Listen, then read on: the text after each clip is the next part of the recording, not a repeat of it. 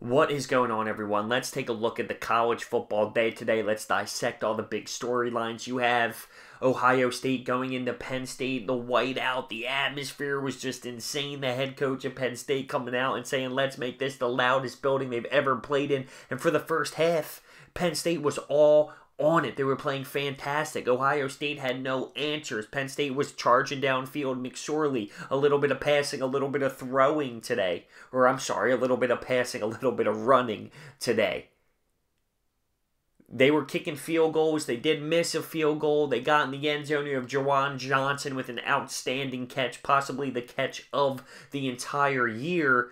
They were moving downfield, doing it, shutting down Ohio State's offense until a costly turnover right before half that allows Ohio State to score 2 plays later, and now it's close. It's 13-7 going into half. Then third quarter came around. You have Ohio State making plays happen. They take the lead, back and forth battles, 4th and 1. Each team continuing to go for it, a chess match all night long. I thought there was a questionable 4th and 1 that Ohio State goes for. I don't think they got it. I think they got stopped, but because the original call on the field was a first down, they couldn't overturn it with the replay.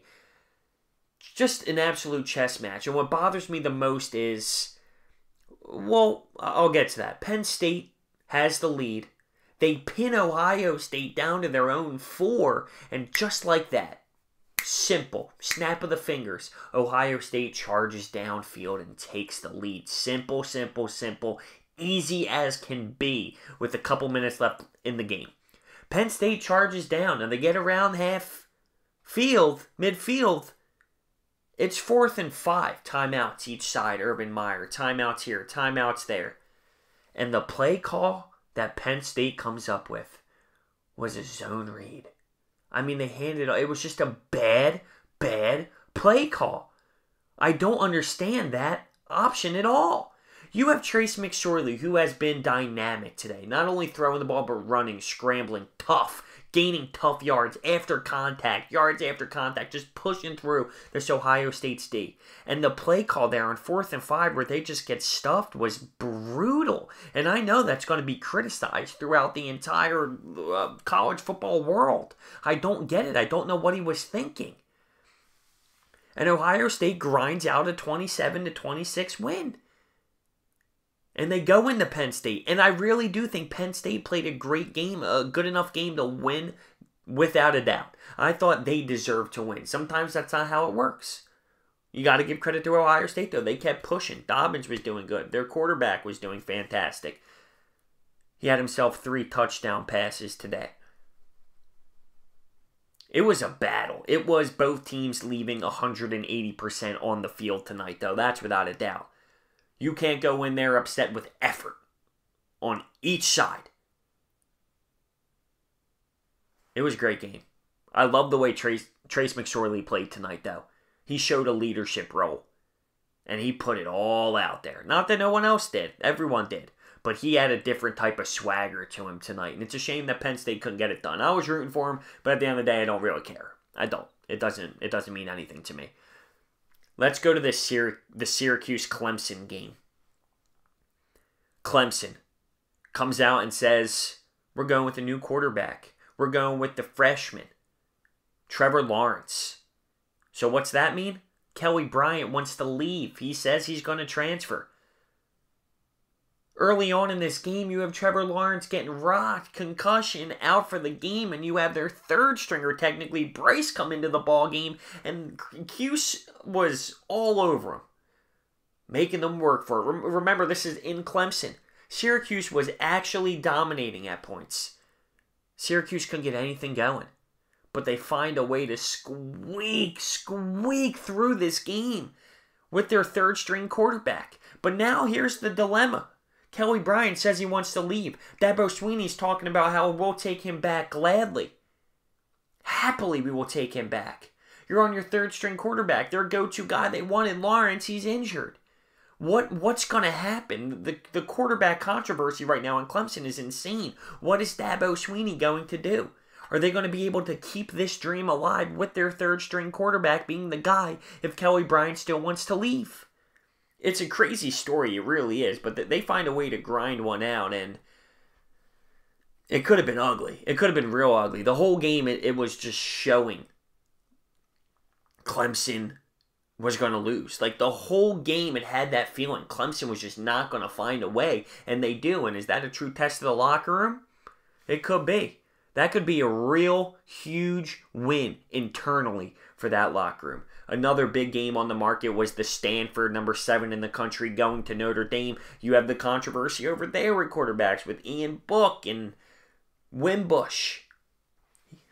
Another solid outing for Ian Book today as he throws for over 300 yards and multiple touchdowns. They get the job done pretty easily. I thought it was going to be a closer game than that. The Notre Dame's defense does come up clutch with a big-time interception when they were up 2 possessions late in the game. I thought Stanford was going to give a little bit more run for their money, but at Notre Dame, they got it going. And early on this season, Notre Dame seemed to be close with some average teams. I didn't know if they really had it, but they get it done today pretty big time against a Stanford team coming off of a hot overtime win at Oregon last week. Those were the 3 big games. Washington, number 11, hosts BYU, and this BYU team's ranked because they took down Wisconsin, but easy breeze for Washington. How about West Virginia? Because they play Texas Tech, and they win 42-34. It was more of a blowout for the majority of it, but West Virginia kind of let them sneak in there, grab some points here and there, and make a little bit of a push. But an interception and a touchdown for West Virginia seals the deal. Now, their quarterback, Greer, he's my Heisman favorite. This kid is a stud. This kid is super legit. And West Virginia has a serious chance of doing something special this year. When you look at their conference, yeah, it's going to be tough because the Oklahoma games are going to be it. It's going to be a championship-type match when they play. But this West Virginia team is scary. Greer is a serious threat. And I know on Oklahoma they are too, with Kyler Murray. And they blew out Baylor. And he had trouble because he missed a meeting. So they sat him and didn't start him. But he still goes out there and does work. So I don't really know why that's even in a storyline. Great day of football. Great day of football. That Ohio State-Penn State game was legit. That was what college football was all about. That had playoff atmosphere, gridiron atmosphere, put it all out there atmosphere.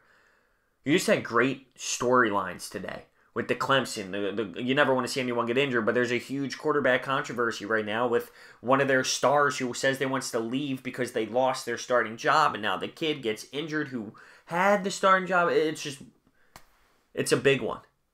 Notre Dame gets a big-time win. They're rocking their second-string quarterback, who apparently isn't their second string anymore because he's stepping up big time and making a statement to the coach.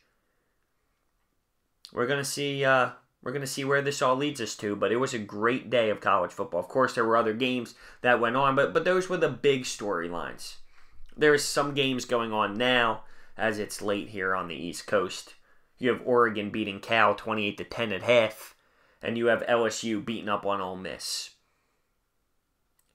Love college football. Let me know your thoughts and opinions down below. See you next time.